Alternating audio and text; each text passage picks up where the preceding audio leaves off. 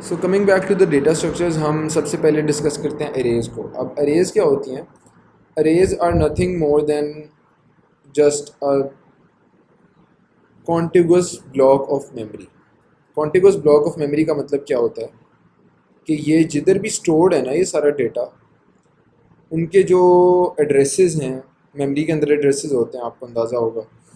तो ये जो सारी एड्रेसेस हैं और ये जो सारी ब्लॉक्स हैं डेटा के, ये आपस में कनेक्टेड हैं इन द सेंस कि ये एक दूसरे के बिल्कुल साथ साथ हैं, नेबर्स में।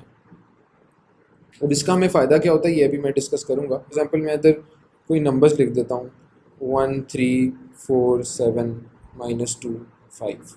ठीक है, अब ये कुछ इंटीजर्स हैं जो इस array के अंदर पड़े हुए हैं।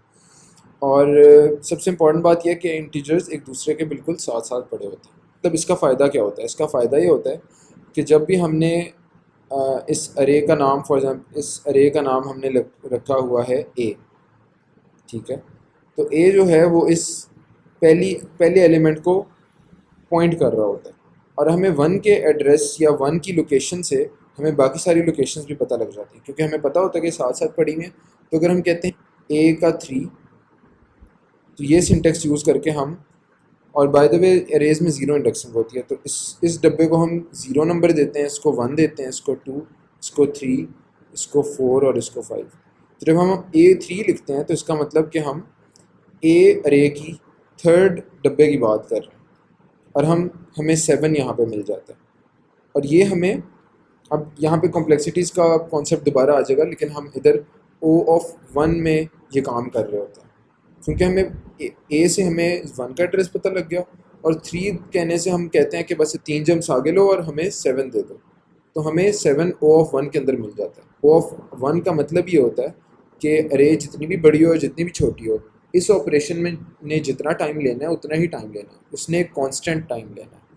तो अरेज का फ़ायदा ये है कि उसमें ये जो एक्सेस होती है, जिसको हम रैंडम एक्सेस कहते हैं, वो हमारा ऑपरेशन बहुत फास्ट होता है।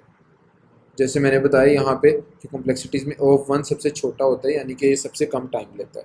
अरे के अंदर एक मसला ये है कि जब इसके अंदर हम इंसर्शंस करते हैं, इंसर्शन का मतलब कि अगर हमने इसके 2 एलिमेंट्स के बीच में एक नया एलिमेंट डालना है, यानी कि हम कह रहे हैं कि इधर एक 3 पकड़ो और उसको इधर डाल दो 4 और 7 के बीच में, तो उसके लिए हमें क्या करना पड़ेगा? अरे का जो मेन कॉन्सेप्ट है वो तो यही है कि हर एलिमेंट दूसरे का नेबर होगा।